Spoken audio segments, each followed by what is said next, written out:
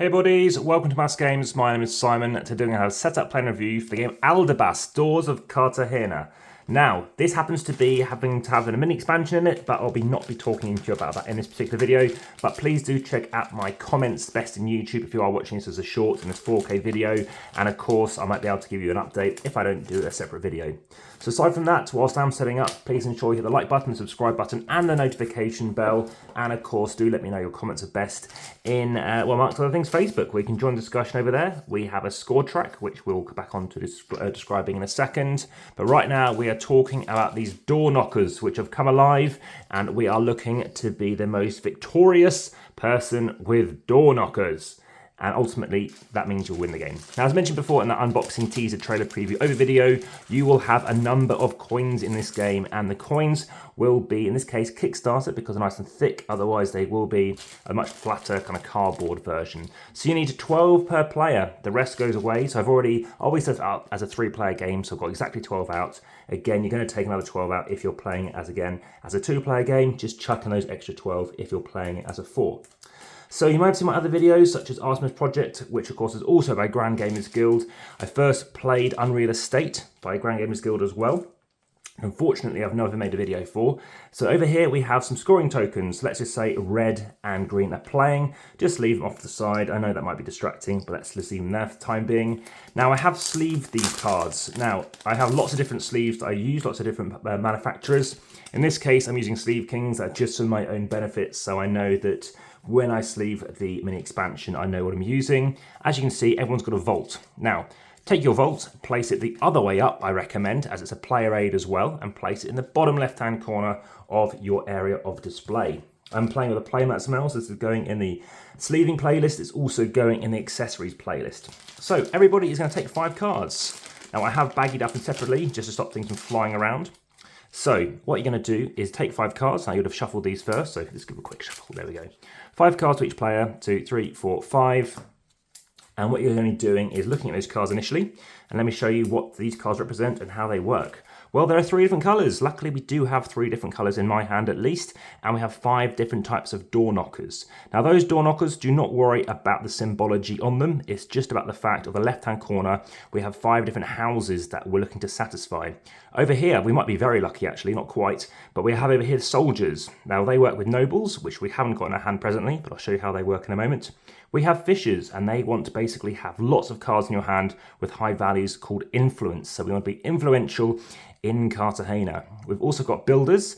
Every other card in your display, basically that is not a builder, is going to get you points if you've got the most influence for builders, which I'll come back on to explaining. We have clerics, which again, once you have things in your block, that's going to be where you have your doors. If you have the most of those, then you're going to get extra victory points as well. As you can see, we've already got some soldiers. So what I can do is discard a card to get a coin if I want to, but let's just say I don't. On your turn, you're taking 2 actions. You always take 2 actions, and there are 3 different things you can do. You can do the same action twice. The most simplest is to take 2 coins. So you take 2 coins, and they put them next to you. Now you make sure that those, for example, 24 coins that you're going to have available for everybody is going to be visible. The reason that's important is the game end trigger is when all of these run out, or when all of the cards, of course, also run out as well. That's another way which triggers ends the game, in which case, it doesn't matter who started, but if I trigger the end, everybody else gets 1 more turn, and then the game will end.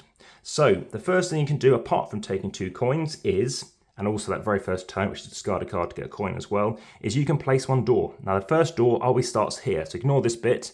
It's going to go out from here and here, and it must go in a 4x3 grid. You must always make sure there's nothing above it until there's something to the left. So I could place something here. That's fine, that's a legal move. That's my first turn. Now, one thing I haven't done is, of course, the third action is to draw a card from here. So you might notice we have coins at the top. They're going to cost you money to get those extra coins. So the first one won't cost me anything. The next won't cost me anything. I'm fully aware that I'm going to be running out of space, but don't worry about that. Over here, this is going to cost me 2, and over here, it's going to cost me 2 as well.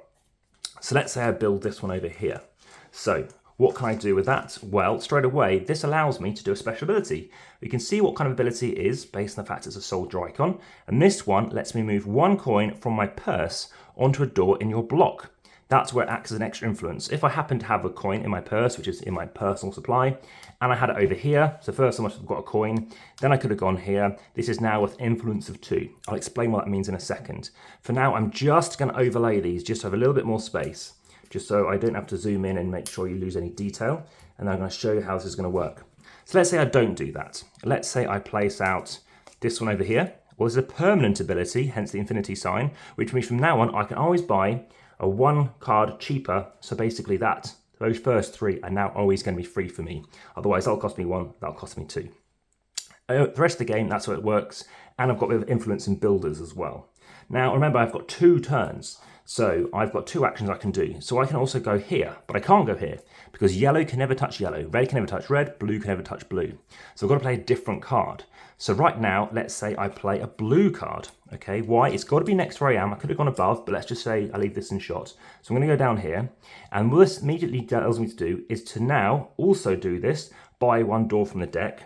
Now, from the dock. Now, when I place this card, immediately I get the benefit as well. So I get to buy a door. So let's say I take, well, I don't own any yellows right now. I can get 1 cheaper. So just to show you how it works. I take 1 cheaper. That's when I played this card. So let's take that back a second. These all slide along. And now we are going to place out an extra card. So you always do it immediately. And now I was going to place out that blue card, which straight away in any order I like, I can now trigger this card or do this one and then trigger that one. In this case, I'm going to do this one again, just to show you that, I don't know, I've got blue now. Let's say I take a yellow, because I've got no coins currently. Everything slides along for the next player. And then finally, I can draw 2 cards and discard 1. So let's just draw 2 cards from the deck. So draw 2 cards, look at 1, discard the other. So let's say I draw this one, because I haven't shown you nobles yet. Okay, that goes into the discard pile, so that goes out of the game. Okay, so that ends my turn. So when I place a card here, well, firstly, it's got to go here. But when I play a card here, then I then play a card here, then I'm triggering that card, and that card. All right? As you can see, it's naturally going to flow in this direction. And when all 12 is complete, that is a game end trigger, unless the coins run out as well. So that's another game end trigger. Lastly, again, if you cannot fill this dock, which I haven't seen happen yet, that also is a game end trigger. So how does it work? Well, at the end of the game, one of those endgame triggers has happened. You're then going to be counting up how many in your block that you have. You've got to have something in your block respective of those 5 different merchants. So over here, we've got 5 different types. So of those 5 different types, we need to talk about the various ones and let's see how they score. So let's say I did have the most builders. Now you count 2 plus some of the abilities allow you to store cards under in your vault. For example, this card. So if I had this card and then I managed to trigger its action by having it out in its display, this allows me to place an extra card under here. Don't worry about this symbol, that's in the solo game, which I might do a video for as well, so check out my solo playlists. So in this case, if I happen to have the most builders at the end of the game, then, and any ties are friendly, no one gets second place, then what's going to happen is for every other builder card, then I will be getting myself 1 point. That's what this little star symbol represents. So if I've only got 1 card, which seems a bit obviously unlikely, then I'd get myself 1 point. So you flip this track over, and then of course I'll be moving along. So we flip this over, and I'd be getting myself, let's say I'm playing red or whichever colour I had. So I get 1 point. And then what we're going to do is go through the rest of it. So I happened to start with builders because it was there. But clergy, if I happen to have the most clergy, again, I've got to have this symbol out here. So that could go out, well, I'll have to go down here. If I happen to have these out, then if I had the most, it's 3 point per 3 influence in your box. My influence is 4 presently. So obviously you round down because it's per 3.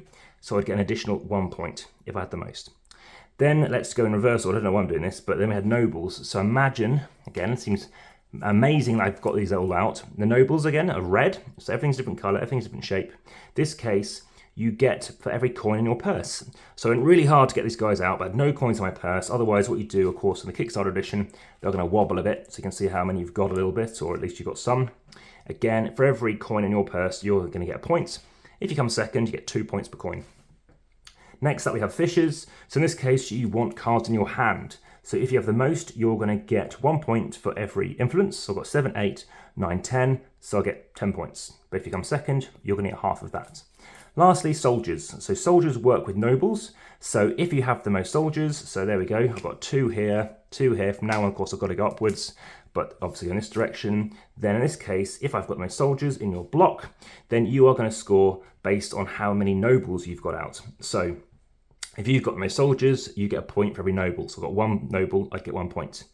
Now, you can store cards in your vault. I did mention that earlier. There are things that allow you to do that.